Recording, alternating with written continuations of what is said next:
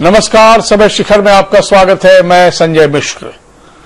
चुनाव जैसे जैसे नजदीक आ रहा है, राजनीतिक पार्टियां अपने उम्मीदवार के नामों को तय भी कर रही है। आखिर चेहरे और नए वादों के साथ जनता के बीच भी जाना है। टिकट कट रहे हैं तो हंगामा और पाला बदलने की कवायद भी चल रही है। बहरहाल अधिकांश मुख्य सीटों पर चुनावी दंगल का प्रारूप लगभग तैयार हो गया है। उलझने भी लगभग सुलझती दिख रही है। जैसा कि आपको मालूम है कि महागठबंधन ने भी पीसी कर अपने सीटों का ऐलान कर दिया है।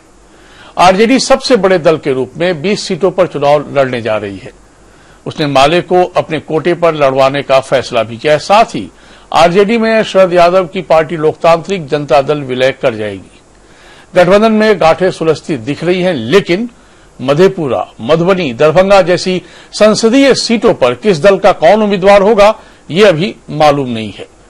हम पूरी खबर आपको बताएंगे और इन समीकरणों पर विश्लेषण के लिए अपने साथ जुड़े खास मेहमानों से भी चर्चा करेंगे। लेकिन इससे पहले थोड़े विस्तार से आपको गठबंधन की प्रेस कॉन्फ्रेंस और सीटों के बंटवारे से जुड़ी खबर से अपडेट कर देते हैं। पटना में महागठबंधन की सीटों का ऐलान हो गया है। सीट बंटवारे की घोषणा प्रेस कॉन्फ्रेंस कर दी गई। इस पीसी में आरजेडी नेता प्रवक्ता मनोज झा, कांग्रेस प्रदेश अध्यक्ष मदन मोहन झा, जनतांत्रिक दल के नेता अर्जुन राय, हमसे दानिश रिजवान शामिल हुए।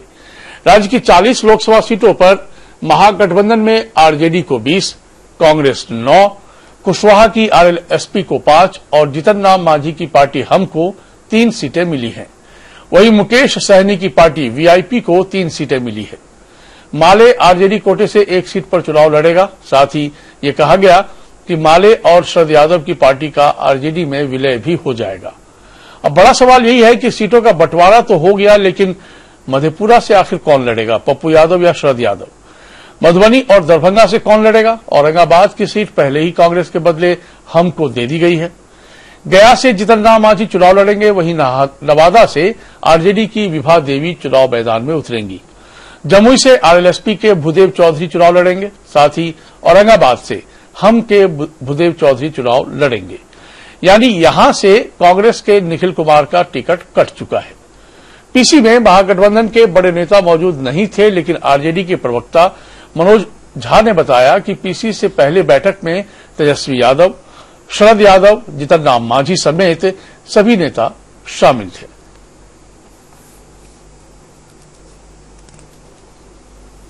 कि चाहे राजद हो, कांग्रेस हो, लोजद हो, हम हो, वीआईपी हो, रालोसपा हो, हम सब ने अपनी अपनी सीटों को कम करने का काम किया है। हम सब जानते हैं कि बिहार की न्यायप्रिय जनता इस पर मुहर लगाएगी। इस महागठबंधन में नहीं, सीपीआई एमएल को भी, सीपीआई एमएल लिबरेशन पहली बार हमने अपने कोटे से उनको 1 सीट दी है। और शरद जी ने भी साफ किया है कि वो और उनके साथी हमारे सिंबल पे, राजद पे लड़ेंगे और चुनाव के पश्चात वो हमारे में विलय कर बैठेंगे।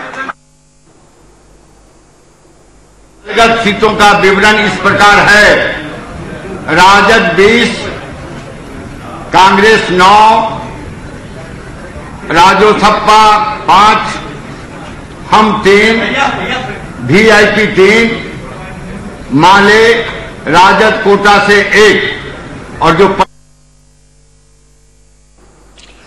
तो ये विवरण है कुल मिलाकर सीटों के बंटवारे को लेकर। लेकिन इसमें सबसे बड़ा गेनर कौन है और किसने सबसे ज्यादा समझौता किए हैं, ये भी समझना पड़ेगा। क्योंकि पहली बार चुनाव मैदान में उतरेगी एक पार्टी, उसका नाम है वीआईपी। 3 सीटें उसे दी गई है। वीआईपी ने ऐसा कौन सा खास मामला है, क्या जनाधार है, क्या वाकई इतना मैटर करता है कि वीआईपी विकासशील इंसान पार्टी को 3 सीटें मिले और हम के बराबर सीटें दी गई हैं? तो हम और वीआईपी को एक तराजू पर रखा गया है। आरएलएसपी दूसरी बड़ी गेनर है महागठबंधन में, जिसको कि पिछली बार 2014 में जब एनडीए के साथ थे आरएलएसपी तो 3 सीटों पर उन्होंने चुनाव लड़े थे। इस बार 5 सीटें उनके खाते में गई है महागठबंधन के शामिल होने के बाद। बहरहाल हमारे साथ कई मेहमान मौजूद हैं पटना स्टूडियो में। समीर सरोज तिवारी जी, आप कांग्रेस के वरिष्ठ नेता हैं, आपका बहुत स्वागत है। नवल यादव जी, आप प्रवक्ता हैं, बीजेपी के वरिष्ठ नेता हैं, आपका बहुत स्वागत है। डॉक्टर संजय कुमार, आप राजनीतिक विश्लेषक हैं, आपका बहुत स्वागत है। संजय जी, जरा पहले आपका विश्लेषण मैं समझ लूं, उसके बाद मैं राजनीतिक मेहमानों से चर्चा को आगे बढ़ाऊंगा। मकर संक्रांति से शुरू हुआ मामला, होली के बाद आखिर पर्दा उठा और पर्दा साफ करने की कोशिश की गई, जहां तेजस्वी यादव और दूसरे दल के सभी बड़े नेता शामिल होने वाले थे एक संयुक्त प्रेस कॉन्फ्रेंस को एड्रेस करने के लिए। वहां उनमें से कोई भी एक नहीं थे, जबकि सब पटना में मौजूद थे। चाहे तेजस्वी यादव की बात करें, शरद यादव की बात करें, उपेंद्र कुशवाहा की बात करें। उपेंद्र कुशवाहा से तो यहां तक बात, जब एयरपोर्ट पे रिपोर्टर ने पूछा तो उन्होंने कहा कि मुझे तो इस प्रेस कॉन्फ्रेंस के बारे में जानकारी तक नहीं है। बहरहाल गांठें सुलझी है, ऐसा इनका दावा है। तो किस रूप में देखा जाए, विश्लेषण मन क्या कहता है?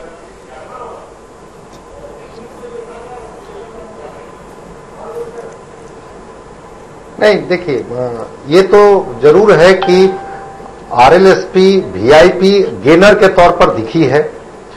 ये हम पार्टी तो इनके साथ गई थी और वो बराबर 2 सीट 3 सीट की बात वो कर रही थी, और इस बात को भी वो कह रही थी कि भाई कांग्रेस से कम नहीं। तो खैर चलिए, 3 सीट पर भी अगर उनको संतुष्ट कर दिया गया तो मैं मानता हूं कि चलिए उनके लिए भी बात बनी। लेकिन इसमें आरजेडी जो है वो थोड़ा सा बड़ा दिल दिखाई है। अब देख रहे हैं कि सीपीआई-एमएल का बजाते वो अनाउंस हो गया है, उनके कैंडिडेट राजू यादव जी होंगे, और मनोज झा जी कह भी रहे थे अपने प्रेस कॉन्फ्रेंस में कि हाँ ठीक है, सीपीआई-एमएल को हम अपने कोटे से एडजस्ट करेंगे। एक बात जो मैं पहले भी कहते रहा हूं कि शरद यादव जी को यह कहा गया था कि भाई आप आरजेडी के सिंबल पर लड़िए, और मैं समझता हूं कि शरद यादव जी या एक जो जिसकी संभावना है अर्जुन राय जी को, ये उसी के सिंबल पर ये चुनाव लड़ेंगे। तो आरजेडी 17 पर आ गई। तो इसमें गेनर के रूप में तो आरएलएसपी और वीआईपी दिखती है।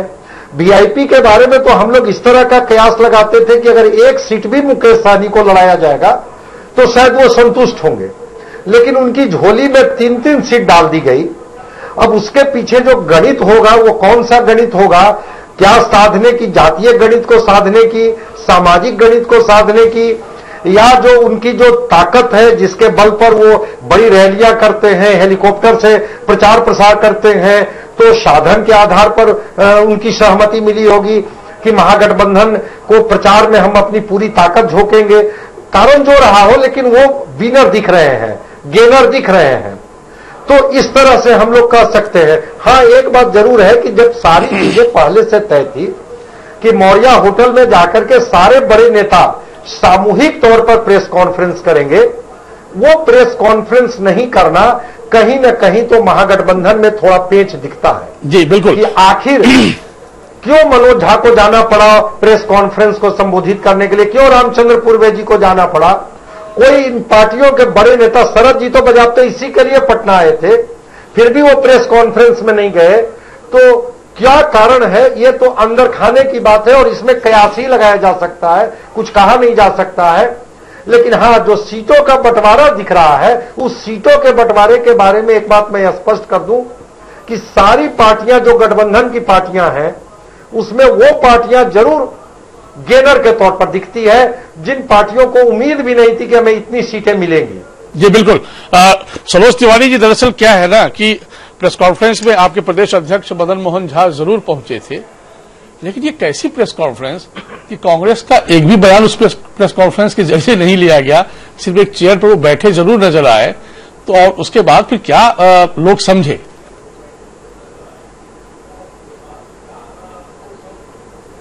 देखिए, जो भी बातें कही जाएंगी वही लोग समझेंगे और चीजें आएंगी धीरे धीरे।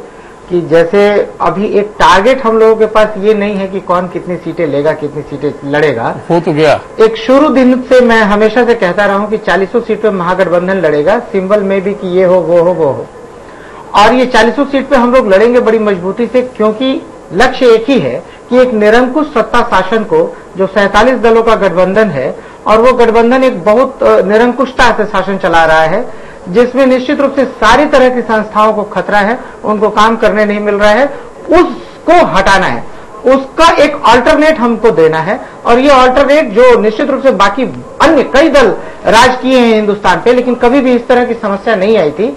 और इस तरह से पहला टारगेट तो यही है कि किसी भी तरीके से इसको हटाओ। सरोज जी, मेरा सवाल का जवाब आपने नहीं दिया। जा सकता है कि आरजेडी 17 पे लड़ रही है या कांग्रेस 9 पे लड़ रही है या कौन कितने पे लड़ रहा है, लड़ सब रहे हैं, 40 पे लड़ रहे हैं, एक साथ एकजुट 40 को हराने के लिए। नहीं, वो ठीक है सर, लेकिन सवाल मेरा जो था बहुत बुनियादी था।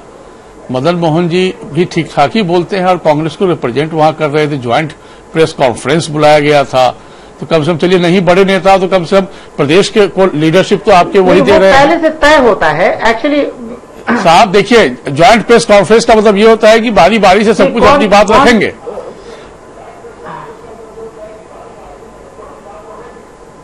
हाँ, देखिए, जब पहले से तय होता है, मदन मोहन झा जी बहुत मतलब कोई ऐसा प्लान नहीं था उनका जाने का, और वो वहां पे आए तो इसका मतलब ये जरूरी नहीं कि सब लोग बोले, और सब लोग क्या, कोई बात जो बोलना था वो सबने बोला ही, तो जैसे ही ये कोई बोलना नहीं बोला कोई मायने नहीं। सवाल तो था कांग्रेस से ना कि भाई आप माना जा रहा था कि आप 9 सीट पर नहीं मानेंगे, आप 9 सीट पर मान गए। चलिए, आपको एक राज्यसभा की सीट अलग से बताया गया कि बाद में पहला कोटा कांग्रेस के नाम होगा, तो फिर भी 10 पे आप संतुष्ट नजर आ रहे हैं क्या? पहला सवाल तो यही होता मदन मोहन झा से, क्यों नहीं? सवाल तो कई थे, पत्रकारों को सवाल करने भी नहीं दिया क्या? देखिए, उस सवाल तो जब आप वहां बैठे होते तो सवाल तो कर ही सकते थे, पत्रकारों को सवाल से कौन रोक सकता? नहीं सर, जवाब ही नहीं दिया ना आपने। कांग्रेस और महागठबंधन के लोग तो नहीं रोक सकते, हम लोग भाजपा थोड़ी हैं कि पत्रकारों को सवाल से रोक देंगे। नहीं, ऐसा नहीं है। और हमारे माननीय अध्यक्ष मदन मोहन झा जी बहुत सक्षम है आप सबके बातों का जवाब देने में।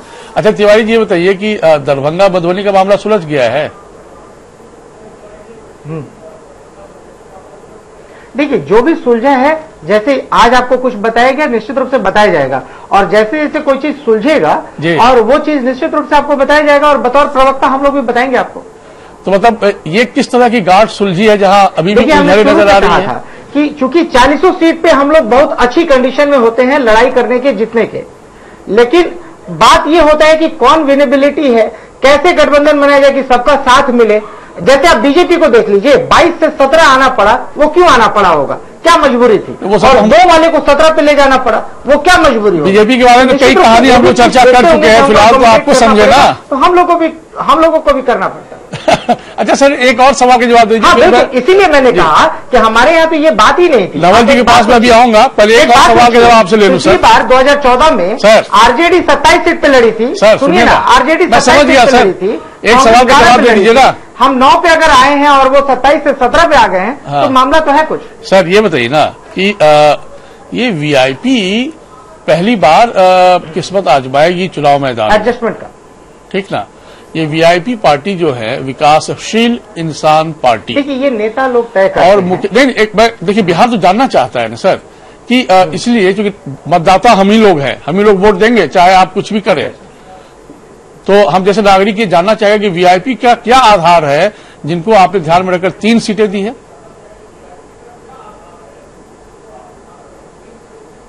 देखिए, जब नेतृत्व तय करता है, जो इलेक्शन कमेटी हमारी बैठती है, पूरे महागठबंधन का भी एक शीर्षस्थ नेता बैठते हैं, तो उन लोगों ने हर विषय पे, हर बिंदु पे निश्चित रूप से बड़ी विस्तार पूर्वक चर्चा की होगी, व्याख्या की होगी, और उसके बाद जो नेतृत्व सोचा होगा, तो वो जो तय किया वो सारे कार्यकर्ताओं के लिए मान्य होगा। ठीक। और अभी भी अगर कुछ नेतृत्व सोचता है तो कार्यकर्ताओं के लिए मान्य होगा। हाँ, ठीक बात है, चाहे कार्यकर्ता वो सोचे ना सोचे। औरंगाबाद में टिकट कटने के बाद जो कार्यकर्ता हंगामा कर रहे हैं तो उसे मानना ही पड़ेगा, ऐसा ही है सर। देखिए, दुख किसको नहीं होगा अगर किसी का सीट कट जाएगा। आप भाजपा में देखिए, उन 5 लोगों का, जो 5 लोग जीते हुए थे, उनका सीट कट गया तो क्या उनको दुख नहीं है? दुख तो होगा ही ना। दुख का तो पार्टी दफ्तर में आके हंगामा कर रहे हैं लोग, खैर अहिंसात्मक तरीके से विरोध प्रकट करना ही है। ठीक सर। नवल जी देखिए, क्या है कि आपके यहाँ सीटों का बंटवारा तो हो गया, इसमें कोई दो मत नहीं, बहुत पहले आप लोगों ने तय कर लिया, और जिनको नहीं तय करना तो पहले आपको छोड़ के चले भी गए।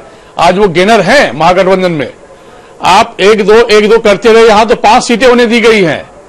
तो कहां लगता है आपको कि एनडीए को थोड़ा मलाल रह जाएगा? नहीं, एनडीए को मलाल क्यों रहेगा? एनडीए सिर्फ तमाशबीन बनके इनका तमाशा देख रही है। हम लोग अभी आप एक डिस्कशन कर रहे थे कांग्रेस पार्टी पर कि कि इनको 9 सीट, देखिए लालू यादव जी बहुत ही होशियार आदमी हैं। कांग्रेस को यह बात एहसास करा रहे थे जब राहुल गांधी जी ने उनका अधिसूचना फाड़ के आज जो जेल में पड़े हुए हैं वो खुन्नस गया नहीं है, ये मजबूरी का नाम महात्मा गांधी है। इसीलिए छोटे छोटे लोगों को सीट बढ़ा के और इनकी हैसियत मुट्ठी में बंद करने भर कांग्रेस पार्टी को वो बता रहे हैं कि देखो ये समय समय का बात था, तुम हमको उस दिन अधिसूचना फाड़ के जेल में भेजवा दिया, देखो हम तुमको तुम्हारे पार्टी के लोगों को जेल में ही नतमस्तक कराएंगे और तुम्हारी हैसियत इतना ही रहेगी स्टेट में जितना हमारे मुट्ठी में है। ये ट्रेंड आप देखेंगे तो एक तरफ जिस तरह से 2 सीट अखिलेश यादव और मायावती जी ने उत्तर प्रदेश में कांग्रेस को छोड़ के तपेड़ा मारा, वैसे ही आरजेडी ने इनको बगैर पूछे हुए इनको 8 सीट की 9 सीट, हालांकि अब तो 9 सीट हो गया, तो 7 सीट देने के लिए तैयार थे।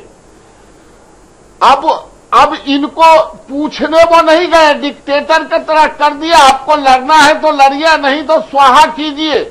क्योंकि इनकी हैसियत वो कंट्रोल कर रहे थे, वो अपने समकक्ष किसी पार्टियों को खड़ा नहीं होने देना चाहते, ये उनका ट्रैक रिकॉर्ड भी है, इसलिए इन्होंने किया है। और आप देखिए इनको 9 टिकट दिया, लेकिन एक सत्येंद्र नारायण सिंह का जो सीट था, जो चित्तौड़गढ़ कहा जाता था, जिसके पिताजी भी मुख्यमंत्री थे, दादाजी भी नेता थे, स्वयं जो उम्मीदवार थे दिल्ली के डीजीपी थे, स्वयं पूर्व राज्यपाल हैं, पूर्व सांसद हैं, इनको डिमोरलाइज करने का इससे बेहतर तरीका कांग्रेस पार्टी को कुछ हो नहीं सकता है। जो इनके दफ्तर पर चढ़ के इनके कलेजा पर मूंग के दाल दल रहे हैं और हमारी पार्टी को कह रहे हैं भारतीय जनता पार्टी। अरे हम तो जिसके साथ रहते हैं उसके सम्मान के साथ रखते हैं, हमको 17 नहीं 15 पर भी लड़ना होता, हमको 5 नहीं 25 काटना होगा, हम तो कहते हैं क्या बात है, क्या बात है, ये दोस्ती हम नहीं तोड़ेंगे। खैर लेकिन चूंकि राजनीति में दोस्ती टूट जाती है, मतलब कि सर संजय जी, हाँ संजय जी, चूंकि हमें आरोप लूंगा मैं आपका जवाब कि हमारी पार्टी विचारों के साथ अलायंस करती है, विचारों के साथ अलायंस करती है, इनकी पार्टी ऑल परिवारों के साथ अलायंस करती है। हमारी पार्टी देश के कमिटमेंट और राज्य के कमिटमेंट पर काम करती है। इनके तमाम पारिवारिक पार्टी सत्ता में सुख पाने के लिए और एकमात्र टारगेट नरेंद्र मोदी को हटाना, इनको देश से, राज्य से और जनता से, गांव से, गरीब से कुछ लेना देना नहीं है।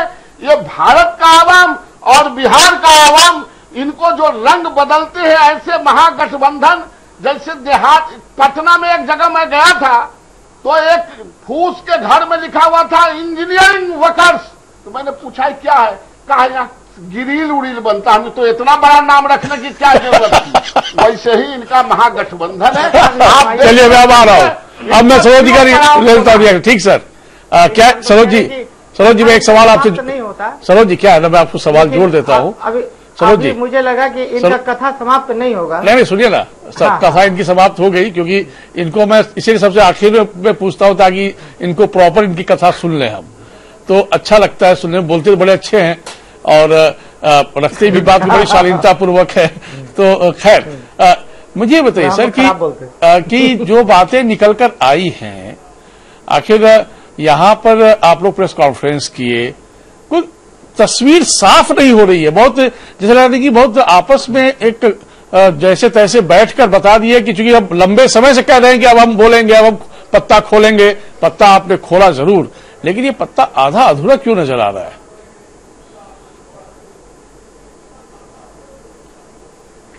देखिए पहले मैं इनकी कुछ बातों का जवाब देना चाहता हूं। दे दीजिए सर, एकदम दे दीजिए, स्वतंत्र है। जेल से बड़ी पीड़ित है, जेल से इसलिए पीड़ित है कि कंस भी पीड़ित रहता था और अंग्रेज भी जेल से पीड़ित रहते थे।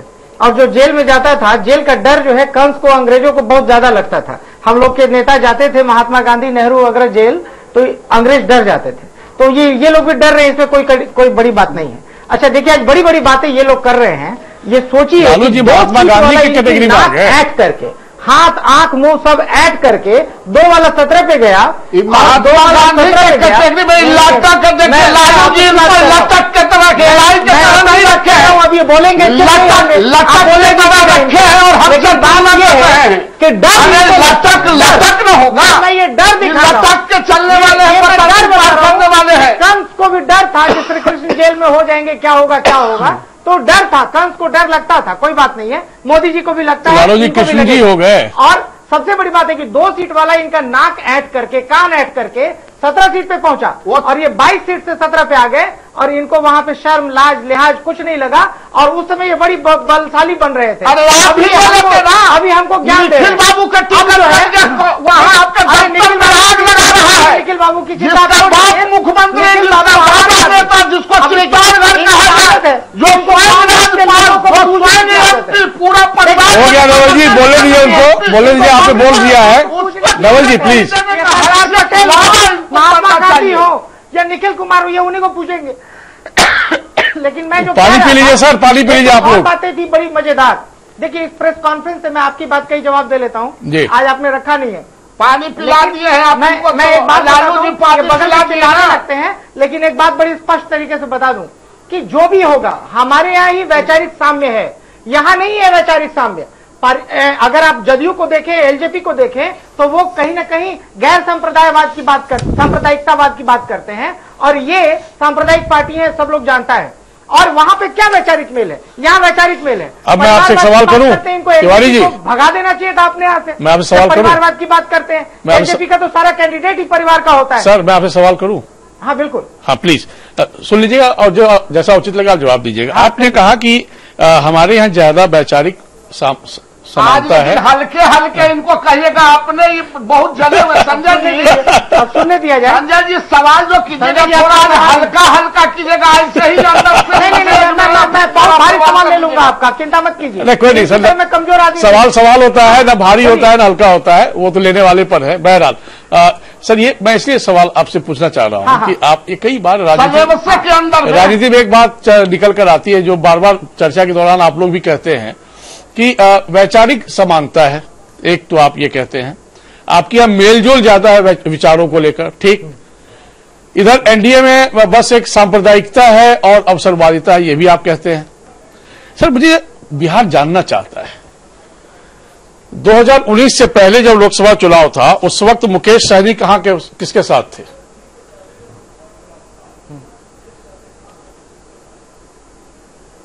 देखिए कोई किसी के साथ नहीं उसका देखिए फिर आप कह रहे हैं उसका जो दल बनता है उसका क्या वो उस वक्त सेकुलर थे कि कम्युनल थे, पहले बताइए आप। सुन लीजिए, नीतीश जी आज भी भाजपा के साथ हैं। मेरी बात सुन लीजिए, इसलिए तो मैं कह रहा हूं, मैं आज भी मानता हूं कि नीतीश जी सेकुलर पार्टी है, मैं आज भी मानता हूं, लेकिन बीजेपी नहीं है। आरएसएस की संगठन जो है वो बड़ा सेकुलर बीजेपी है होगा, लेकिन वो वहां गठबंधन बनाए हैं, गठबंधन बनाए हैं, बिल्कुल साझ गठबंधन है। अगर नीतीश जी के साथ भी हम लोग का महागठबंधन बना था, एक सवाल का जवाब सर, एक सवाल उसके बाद ये लोग उसमें से जनादेश का अपमान करते हुए, चोरी करते हुए, अवसरवादिता दिखाते हुए देखिए बिहार को, तो वो असाझ गठबंधन है। बिहार को आपका जवाब चाहिए, इसलिए मैं सवाल वहां पे एक सांप्रदायिक दल और एक गैर सांप्रदायिक दल एक साथ सरकार चला रहे, वो असाझ। सुन तो लीजिए सर, सांप्रदायिक और गैर सांप्रदायिक की बात नहीं हो रही है। आरएलएसपी के जो नेता हैं 4.5 साल तक एनडीए का हिस्सा रहे, अब वो अचानक गंगा नहा लिया आपके यहां आकर, क्योंकि अब वो सेकुलर हो गए शायद। देखिए बिल्कुल नहीं, एक बात बता रहे, अच्छा, ये सब दल जब एनडीए में थे ये वजह था कि उनको बहुत हद तक रोक के रखे थे, लेकिन आज अगर आप बात करेंगे केंद्र में मंत्री बने, वो अगर 4.5 साल तक मंत्री बने रहे, नीतीश कुमार का विरोध आता है कि नहीं आता है? वहां कहने का मतलब है कि एक दल का जो अपना वैचारिक घोषणा पत्र होता है, वैचारिक घोषणा पत्र होता है, इन लोगों का कई बार घोषणा पत्र बना कि हम ये करेंगे वो करेंगे, हिंदू राष्ट्र और वगैरह वगैरह का था कि नहीं था। अब वो लोग पलट गए, ये अलग बात है। सर कौन सी सरकार हिंदू राष्ट्र की बात करती है? अभी तक ये रोक रहा हूं, आरएसएस बीजेपी मैं आपको रोक रहा हूं। गठबंधन है, सांप्रदायिक देश में माना जाता है, सब लोग मानते हैं। देश के नागरिक बड़े परिपक्व हैं और सबको अपनी कसौटी पर खरा उतरना देखना चाहते हैं और देखते हैं वो कि कौन क्या है और नहीं है। और जनता जब किसी को मत देती है ना सर, वो कम्युनल नहीं होती है, वो मतदाता होते हैं। हाँ, अवसरवाद का जनता जवाब देती है। मतदाता आपकी बातों और आपके विचारों से प्रभावित होते हैं, तभी वो मतदान करते हैं। इसलिए नहीं सर, देखिए इसका जवाब मिलेगा। इसको कम्युनल और सेकुलर वोट तो आप लोगों का दिया हुआ है। आज भारत के प्रधानमंत्री नरेंद्र मोदी हैं, अब भारत सरकार के प्रधानमंत्री हैं और हमारे भी प्रधानमंत्री हैं, पूरे देश के हर नागरिक के प्रधानमंत्री हैं। वो सेकुलर और कम्युनल नहीं हो सकते। ये राजनीति ने गलत परिभाषा गढ़ ली है। प्लीज खैर मुझे ये बताइए। मैं दल की बात कर रहा हूं। प्रधानमंत्री सुनिए, प्रधानमंत्री जब शब्द बन गया तो प्रधानमंत्री को हम ये नहीं कह सकते, लेकिन जब एक दल की बात कर रहे हैं भाजपा, तो भाजपा तो आज भी कम्युनल है और ये हम कहेंगे। हम वही भाजपा का नेता प्रधानमंत्री है सर, यही नहीं है। अब इनको बुझाता नहीं है तो मैं इनका नहीं बुझाएगा। लेकिन इनका जवाब हो गया सर, हो गई। अपमान कर रहा हूँ, तिवारी जी, पद का अपमान नहीं कर रहा। ठीक सर तिवारी जी, दल मैं आपको रोक रहा हूँ, रुक जाइएगा। घोषणाओं को देखते हुए तय करता हूं। ठीक सर, आप रुक जाइएगा। मैं एक बाइट आप लोगों को सुनाता हूं, फिर मैं चर्चा को आगे बढ़ाऊंगा। जरा सोचिए, 4 बजे पीसी होनी थी, 20 मिनट लेट हुई। आरएलएसपी को 5 सीटें मिलने की घोषणा भी होनी थी, लेकिन आरएलएसपी के मुखिया उपेंद्र कुशवाहा का बयान आया कि उन्हें प्रेस कॉन्फ्रेंस की जानकारी मीडिया से मिली है। आंतरिक मामलों पर उन्होंने कुछ भी बोलने से इनकार कर दिया। तुरंत अभी हमारी बात नहीं हुई है, तो सब लोगों से बात होगी। हाँ, अभी हम पहुंचे हैं तो उसके बाद कुछ बता पाएंगे। 4 बजे प्रेस कॉन्फ्रेंस का समय दे दिया गया है मीडिया को, मौर्या होटल। अगर दे दिया गया होगा तो आप ही को ज्यादा जानकारी है, हमको जानकारी अभी नहीं है, क्योंकि हम तो सीधे आ रहे हैं। आपकी जानकारी को हम ध्यान में रखते हैं। अब इसको क्या कहेंगे आप, जिनको महागठबंधन में 5 सीट मिली, घोषणा भी हो गई आरएलएसपी के बारे में, उनको प्रेस कॉन्फ्रेंस के बारे में जानकारी तक नहीं है। इसको डॉक्टर संजय कुमार कैसे आप समझाएंगे? या तो वो जनता को समझाना चाह रहे हैं कि मैं रुष्ट हूं, या वो ये समझाना चाह रहे हैं कि हमें इस सवाल का जवाब आप लोगों को देना नहीं है।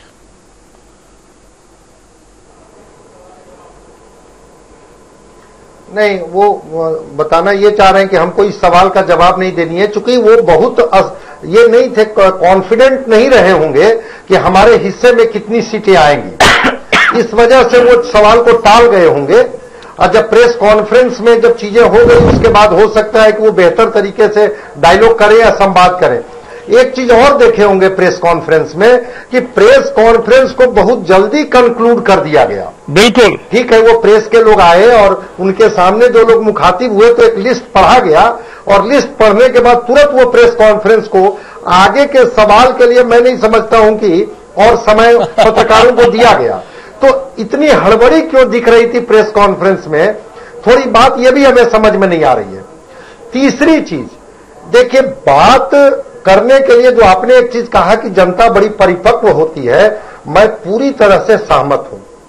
कल तक मुकेश साहनी कहां थे, जीतनराम मांझी कहां थे, उपेंद्र कुशवाहा कहां थे, वो कम्युनल के साथ थे, सेकुलर के साथ थे, ये पूरी जनता जानती है। अगर आज वो कहीं है तो ठीक है, वो किसके साथ है ये भी जनता जानती है। तो ये सवाल तो जनता समझती है। हाँ, रह गई बात कि जनता को इससे ऊपर उठने की जरूरत है। इशू बेस्ड उनके कितने काम हुए, कौन कौन लोग उसके लिए मुखर रहे, मैं समझता हूं कि इस पर चीजें जाकर के रुकेगी। पार्टियां तो अपने तरीके से चीजों को तय करेगी और अपने तरीके से इंटरप्रेट करेगी, कहेगी कि हमारे पास ये चीजें हैं। अब सिद्धांत और विचारधारा डाइल्यूट होते जा रहा है, तो जनता के पास एकमात्र विकल्प है इशू। शिक्षा कहां है, स्वास्थ्य कहां है, सड़कें कहां है, विकास कहां है, इस पर अगर बातें होती हैं तो मैं समझता हूं कि ज्यादा धारदार होगा और जनता को भी कहीं न कहीं से ले जाना चाहिए इस दिशा में राजनेताओं को। इसलिए महागठबंधन के पत्ते खुले हैं, लेकिन आपने ठीक कहा कि थोड़ा आधा अधूरा लग रहा है। आधा अधूरा लग रहा है साहब, जैसे लग रहा है कि बस अब खाना तो खाना था, बना भी, लेकिन जब खाने के लिए बैठे तो अधपका खाना रह गया वो। तो ये अधपका शब्द जो है ना, वो थोड़ा सा हाजमा को थोड़ा गड़बड़ाता है। तिवारी जी, दरअसल क्या है कि ठीक है, आप लोग महागठबंधन का हिस्सा हैं, जो आपका मन करेगा वही जवाब देंगे आप, लेकिन अच्छा होता कि सारे बड़े नेता हिस्सा नहीं लगता कि हिस्सा रहता तो बोलवाते नहीं। ठीक है सर, क्या है जैसे कि एलजेपी के बीच में बोलेंगे जरूर, कोई बात नहीं सर। अरे तो किसी से पता चलता है कितनी बेचैनी है, हार की घबराहट है। तिवारी जी आप भी बीच में बोल ही गए ना, आपको भी बेचैनी है इसका मतलब। खैर, तो मेरा कहना सिर्फ इतना सा है कि जैसे कि रामविलास पासवान, अमित शाह और नीतीश कुमार हम लोग को जीतने की बेचैनी तीनों मिलकर ज्वाइंट प्रेस कॉन्फ्रेंस किए थे। एक अच्छा लग रहा था इस रूप में कि एकजुटता नजर आ रही थी। आज क्या है ना, लग रहा था कि बस बोलकर फंस गए टाइप।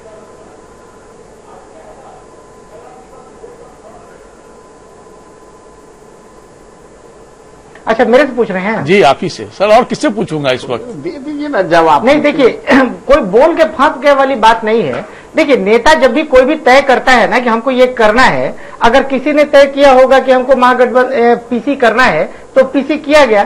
फंसने वाली बात क्या तय किया सर? ज्वाइंट प्रेस कॉन्फ्रेंस आप सबों ने तय किया। ओपन द्वार होता है और उस खुले द्वार में सुनिए ना सर, वही मैं कह रहा हूं कि अगर वो चीज हुआ तो बगैर मर्जी के तो हुआ नहीं होगा, किसी ने तो तय ही किया होगा ना और मिलकर तय हुआ होगा। अब आगे भी अगर कोई चेंजेस आता है या कोई संभावना आती है, कई जगह का सीट अनाउंस होना है, कई जगह का कैंडिडेट अनाउंस होना है, तो अभी तो एक पहली पीसी थी, ऐसी अनेक पीसियां होंगी और उसमें आपको बहुत सारी जानकारियां मिलेंगी। जी, अब इसमें दिलचस्प बात यह भी है तिवारी जी कि आरएलएसपी के सत्यानंद दांगी ने वो भी प्रेस कॉन्फ्रेंस में मौजूद थे, लेकिन उपेंद्र कुशवाहा जी को इस बारे में जानकारी ही तक नहीं थी। तो कहीं कुछ लगता है कि आनंद फानन में सबको इनवाइट किया गया क्या? नहीं, कभी कभी ऐसा होता क्या है कि आनंद फानन की बात नहीं होगी, टेलीफोन पे आदमी कांटेक्ट करने की कोशिश कर रहा होगा, वो प्लेन में होंगे या कहीं और ऐसी जगह होंगे जहां पे नहीं लग रहा होगा। तो मतलब 1.5 घंटे के अंदर में तय किया गया जब वो पटना से दिल्ली से पटना की। मोदी जी नहीं है ना, मोदी जी को झूठ बोलने की आदत है, लेकिन बाकी लोग झूठ नहीं बोलते हैं। बाकी लोगों को मेरे से बात नहीं होगा तो मैं कहूंगा नहीं जानकारी है। लेकिन हो सकता है कि बातें बहुत आगे चली गई हो, लेकिन मोदी जी होंगे तो नई भी बात हुई होगी तो कह देंगे कि हाँ आप कितना भी चाहेंगे हम बीजेपी पर नहीं ले जाएंगे टॉपिक को, विश्वास मानिए। आज हम चर्चा महागठबंधन की करने वाले हैं। नहीं, बीजेपी पे हम ले जाना नहीं चाह रहे। हमने तो एक मौका देखा, देखिए कि झूठ बोलना, मैं ये समझाना चाहता हूं कि हमारे प्रधानमंत्री पद की गरिमा है, लेकिन उस पद पे ऐसे व्यक्ति हैं जो लगातार झूठ ही बोलते हैं और उस वजह से वो पद की गरिमा गिरा। मेरा इस सब्जेक्ट में ऐसा रखता ही नहीं जहां आप लोग इस तरह की अपनी अपनी बातें करें। मैं तो बहुत सीधा सीधा रखता हूं। आज आपका दिन है। नहीं, हम लोग झूठ नहीं बोलते। हम लोग को बात नहीं होगी, मैं नहीं बता पाऊंगा। ये सबसे बड़ा झूठ हो जाएगा आने वाले समय में। खैर, एक और रिपोर्ट दिखाए थे, फिर हम आप लोग के पास रुक करते हैं। महागठबंधन में सीट बंटवारे से पहले कांग्रेस में घमासान मची। प्रदेश कांग्रेस के दफ्तर में औरंगाबाद से आए कार्यकर्ताओं ने हंगामा और नारेबाजी की। उनको निखिल कुमार का टिकट कटने की आशंका थी, जो सच साबित हुई। जैसा कि आपको मालूम है कि औरंगाबाद की सीट हिंदुस्तानी अवाम मोर्चा को दे दी गई है। उपेंद्र प्रसाद वहां से उम्मीदवार होंगे। यहां से उपेंद्र प्रसाद चुनाव लड़ने वाले हैं। औरंगाबाद से आए कांग्रेसी कार्यकर्ताओं ने प्रदेश कांग्रेस प्रभारी और बिहार प्रदेश अध्यक्ष पर टिकट काटने का आरोप लगाया।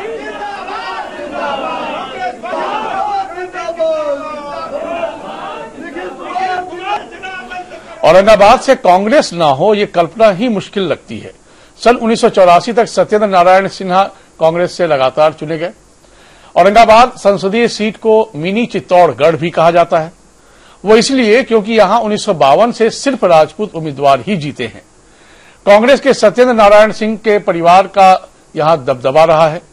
यह सीट कांग्रेस की गढ़ मानी जाती रही है, लेकिन 1989 में जनता दल ने यहां बाजी मारी।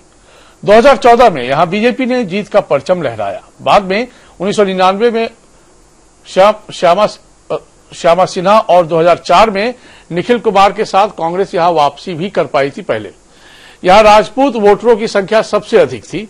दूसरे स्थान पर यादव 10% है, मुस्लिम 8.5% है, कुशवाहा भी 8.5% है, भूमियार वोटर 6.5% है, एससी और महादलित यहां 19% है। पिछले चुनाव में यहां निखिल कुमार 66,347 वोटों से हार गए थे। अब यहां हमसे उम्मीदवार भूदेव चौधरी चुनाव लड़ेंगे। सवाल यही है कि समीकरणों और पृष्ठभूमि के साथ महागठबंधन का यह फैसला कितना जायज है। तो सही फैसला है सरोज तिवारी जी, औरंगाबाद को लेकर? संजय जी एक भूल जी प्लीज क्लियर करें। नहीं है, उपेंद्र प्रसाद, सॉरी उपेंद्र प्रसाद है। मैं भूलवश भूदेव चौधरी बोल गया था। नहीं, मैं करेक्ट कर रहा हूँ, ठीक कह रहे हैं आप, ठीक कह रहे हैं। उपेंद्र प्रसाद है, हम क्यों उम्मीदवार है। हाँ बिल्कुल, हम शुरू में बोला था, बाद में कुछ ऐसे फैक्चुअल एरर आ गए थे तो नाम भूलवश हमने पढ़ दिया था। तो मैं कांग्रेस के मित्र से पूछना चाह रहा हूं, सरोज तिवारी से, तो मेरे ख्याल से कांग्रेस इससे संतुष्ट होगी कि उपेंद्र प्रसाद ज्यादा डिजर्व कर रहे होंगे हम के उम्मीदवार के रूप में? नहीं, बात मेरे संतुष्ट होने की नहीं है, कांग्रेस के संतुष्ट होने से नहीं है। बात यह है कि जब कई सारी सीटें छोड़नी है या कई सारी जगह, चूंकि हम तो 40 पे जीत सकते थे, 40 पे कैंडिडेट बना सकते थे, लेकिन बात यह है कि हमारा अगर कहीं छोड़ना है, क्या छोड़ना है, ये नेता लोग तय करते हैं। ये नेताओं ने जो भी तय किया होगा, कुछ गुणागणित देखा होगा, क्या होगा कोई नहीं जानता। निखिल कुमार जी सबसे सशक्त नेता हैं, इसमें कहीं कोई दो राय नहीं है। और उनके लिए क्या सोचा है, राज्यसभा सोचा है पार्टी ने, उनके लिए कुछ और सोचा है पार्टी ने, ये निश्चित रूप से कुछ न कुछ सोचा होगा। इसलिए मुझे नहीं लगता कि इतनी हड़बड़ी होनी चाहिए लोगों को। तरीका है और कांग्रेस में ये लोकतंत्र सर्वाधिक जिंदा है, ये एक सबसे बड़ी बात है। तो लोगों का विरोध करना और उसके बाद उसमें क्या होगा नहीं होगा, ये भविष्य में तय होगा।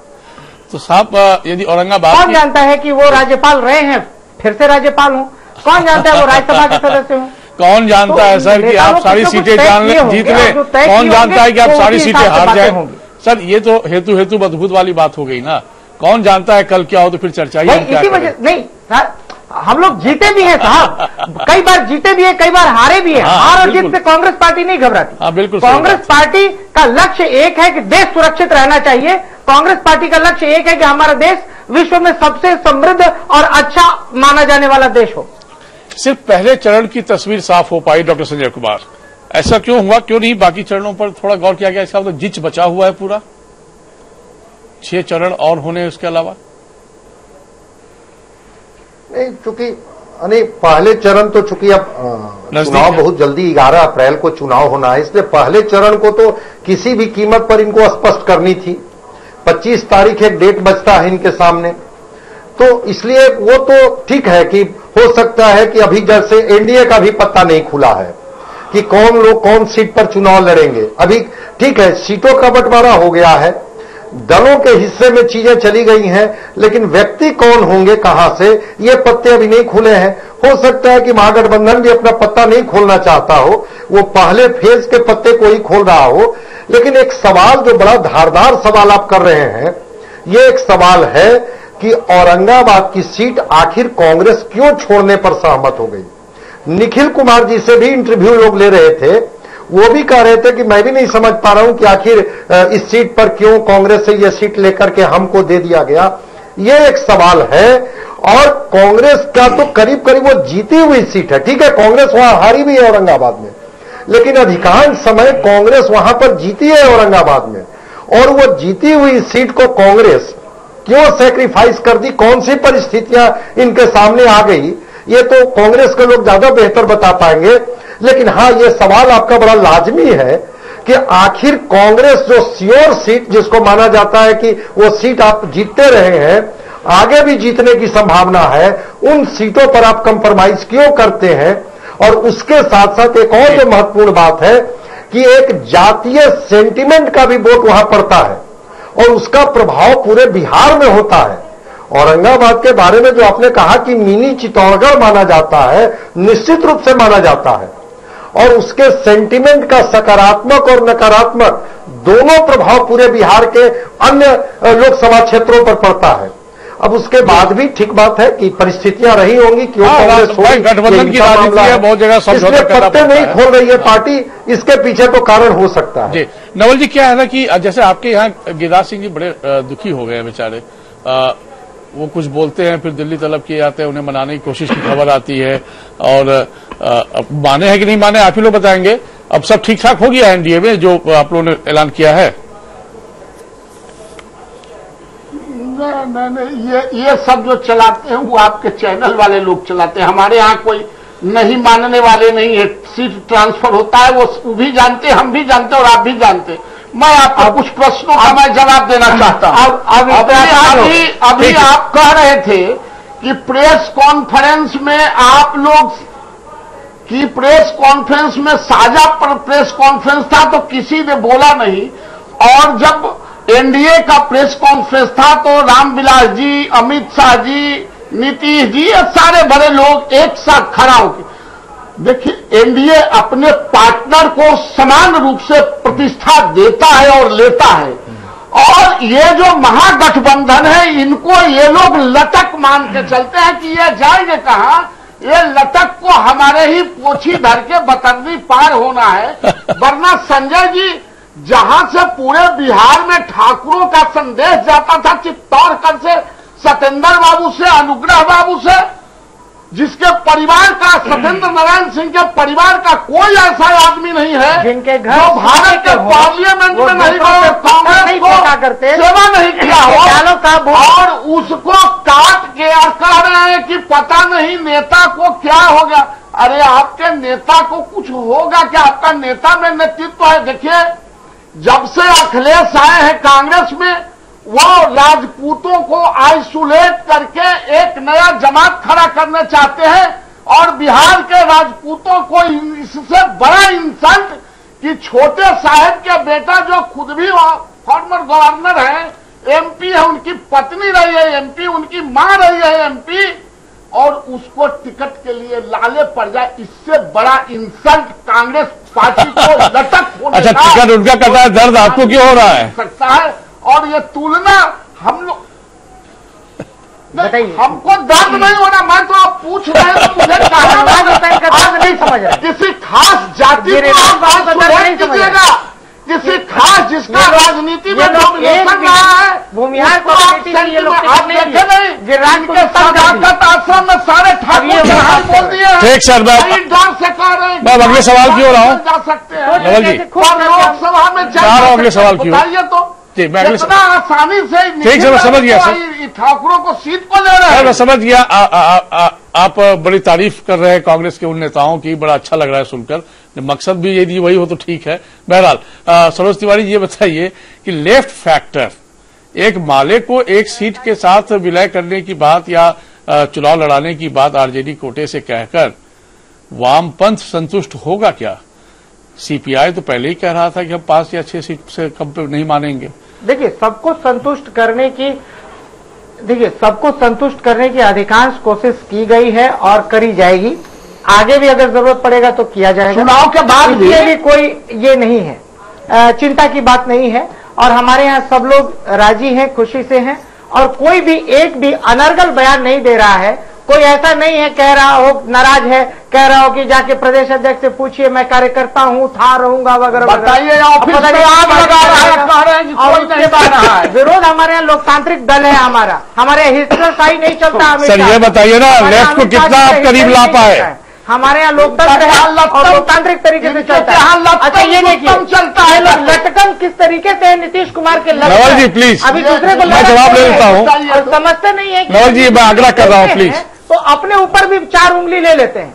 ठीक है, मेरे सवाल का जवाब दे लीजिए तिवारी जी। देखिए समय की पाबंदी है, समझ में आना चाहिए भाई। सर 22 और 2 को एक बराबर कर। सर सुनिए ना, का गुस्सा हम लोग निकाल रहे हैं, कभी आप पर निकाल रहे हैं। मैं गुस्सा होता ही नहीं, नवल भैया हमारे सीनियर हैं, मैं गुस्सा होता ही नहीं। नहीं तिवारी जी ये बताइए, मैं आपसे रूबरू हूँ, आप ही अच्छा नहीं ना किया निखिल बाबू को सीट काट के ठाकुरों को क्या बताना चाहते हैं? बेचारे क्या कहाँ फंसा दिए महाराज, वो नहीं बोलेंगे ना क्योंकि गठबंधन का मामला है।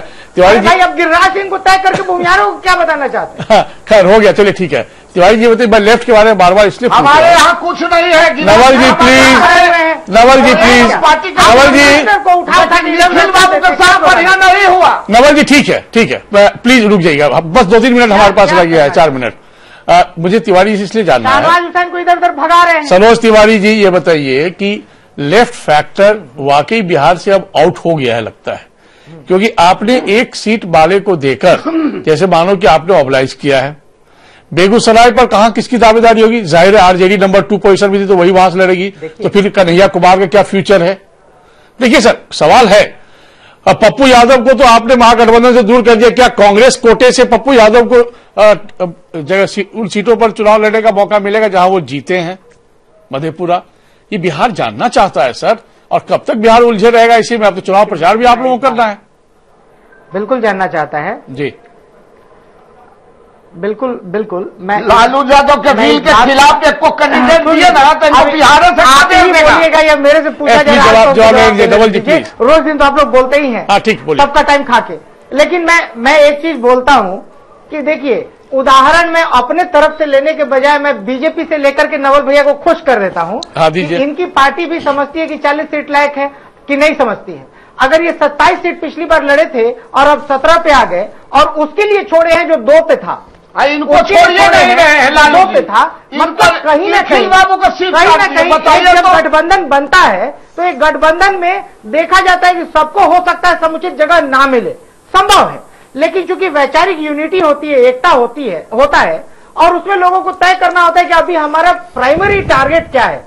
प्राइमरी टारगेट है देश बचाना, देश के संविधान को बचाना, देश के संवैधानिक संस्थाओं को बचाना। तो जेल में चल जाना, चाहे जिस भी लेवल का त्याग करना पड़े, चाहे वो कांग्रेस हो, चाहे वो कम्युनिस्ट हो, चाहे वो राजद हो, वो करना पड़ेगा। एक तरफ आपके पीछे ऐसी लालची शक्तियां हैं जो देश को डुबोने के लिए, क्या आप ये कहने में सक्षम हैं सरोज जी कि लेफ्ट अपने आप को तैयार कर चुकी है कि हम सारी कुर्बानी देकर एक सीट पर खुश हैं? होना पड़ेगा देश को बचाने के लिए, और इसी वजह से राजनीति बचाने की बात कीजिए सर, देश को बचा हुआ पड़ रहा है। इसमें कहीं ना कहीं त्याग करना पड़ेगा, और कम्युनिस्टों के त्याग को भी हम लोग याद रखेंगे, हमारे त्याग को भी बिहार की जनता याद करेगी। सर धरती पर सब त्यागी पुरुष है सर राजनीति में। खैर में जवाब दीजिए ना। हम लोगों ने मोदी जी को हटाया। सर मुझे बताइए ना जरा से, देखिए जो Bihar actual to the point चलते हैं राजनीति में। अरे सरोज जी सुन लीजिए ना सर, भाषण प्रवचन तो हम भी बहुत अच्छा दे सकते हैं सर। मैं सवाल कर रहा हूं, मुझे जवाब चाहिए। बिहार जानना चाहता है वो सिर्फ इसलिए क्या कि लेफ्ट वाकई मान चुकी है कि हम अब त्यागी पुरुष बन चुके हैं? वो आप ये इतना कॉन्फिडेंटली आप कह सकते हैं? क्या वामपंथ से कल को कोई रिएक्शन आएगा, नहीं आएगा? मैं कॉन्फिडेंटली ये नहीं कह रहा। अच्छा, मैं ये नहीं कह रहा कि कौन क्या मान रहा है। मैं ये कह रहा हूं कि जरूरत अभी है, और कहीं ना कहीं अगर हम सब इस तरीके से त्याग करेंगे तभी एक देश को, अपने देश के संविधान को और संवैधानिक संस्थाओं को बचा पाएंगे। अच्छा, ये आप एक सलाह दे रहे हैं मतलब लेफ्ट को? ऐसे जो सांप्रदायिक शक्तियां हैं, जो संवैधानिक संस्थाओं के दुश्मन, मतलब कांग्रेस एक सलाहकार की भूमिका में है लेफ्ट के मामले में, क्योंकि पार्टी भावनाओं से खेलने वाले लोग हैं। ये भावनाओं से खेलने वाले लोग हैं। ये ऐसी अनर्गल और अफवाही बातें करेंगे। सर इस पर हम चर्चा को रखेंगे सर कि कौन किसकी भावना से कितना खेला है, उस दिन जवाब दीजिएगा, तैयारी के साथ आइएगा। मेरे पास बहुत सारे ऐसे सवाल हैं। मैं एक उदाहरण देना चाहता हूं। छोड़िए सर, मुझे भी एक आध सेकंड, मैं आपके आ रहा हूं। अगर आप जाए 1 मिनट और दे देंगे तो मैं एक बहुत बड़ा झूठ उजागर कर दूंगा। 40 सेकंड में बोलिए आप, 40 सेकंड में कंप्लीट कीजिए। देखिए, एक बात कहा जाता है, हर तर्कों में हार जाएंगे, हर विकास के तर्क पे हार जाएंगे, काम के तर्क पे, वादे के तर्क पे हार जाएंगे, तब ये कहेंगे कि 2050 में हिंदू राष्ट्र रहेगा ही नहीं, हिंदू खतरे में आ जाएगा। आप दुनिया में उदाहरण देखिए, अफगानिस्तान, ईरान, इराक, तुर्की, सीरिया, ये सब मुस्लिम कंट्री हैं, और इन सब में लोग ये समझाने में कामयाब हो जाते हैं कट्टरपंथी कि मुसलमान खतरे में है, और उसके लिए आईएसआईएस, अलकायदा, अटर-पटर बन जाता है। वैसे ये देश में समझाना चाहते हैं, और मैं लोगों को बताना चाहता हूं कि भाजपा के पीछे जाओगे, आप बम बांधो ना बांधो, आपका बच्चा बम बांध के किसी मंदिर में फुट रहा है। नवल जी आप कंक्लूड कीजिए, नवल जी आप कंक्लूड कीजिए। हिंदुस्तान ही रह गया, वहां ये समझाना चाहते हैं कि 2050 में खत्म हो जाए। नवल जी आप कंक्लूड कीजिए। कर दिया, मुझे लगता है 30 सेकंड में कर दिया। हाँ जी, मैं 5-10 सेकंड में, देखिए ये क्यों चाहते, क्यों छटपटाहट है? ये घोटाले वाले पार्टी हैं। नहीं घोटालेबाज तो ये लोग हैं। क्या बोल रहे हैं? बोल रहा था नहीं, घोटाले पे बोलिएगा। 2G पे फ्री, घोटाला पर नहीं, 2G पे फ्री आपकी सरकार में हुए, आपकी सरकार में हुए। अब आप बताइए क्या घोटाला कह रहे हैं? 5 साल से सरकार में हो गया। तिवारी जी मैं आपको नहीं समझ दे रहा था, बीच में कूद गए मैदान में।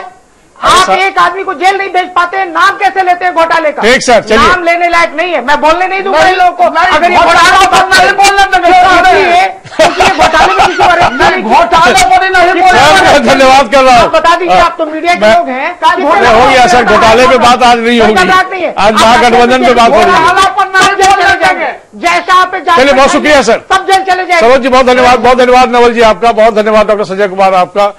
लेकिन गांठ सुलझी जरूर है। एक फौरी तौर पर यह बात समझ में आती है, गांठ सुलझी है, लेकिन ये सुलझी नहीं है, क्योंकि अभी इसके बाद बहुत सारे किस्सा गोई होगी, क्योंकि 7 चरण में बिहार में चुनाव होने हैं। पहले चरण का बमुश्किल इन्होंने ऐलान तो कर दिया है, सीट को बांट भी दिया है, लेकिन बहुत जगह बहुत बड़ी बड़ी पेचें फंसी हुई हैं। कई ऐसी सीटें हैं, संसदीय सीट बिहार में, जहां वाकई महागठबंधन को माथापच्ची ज्यादा करनी पड़ रही है।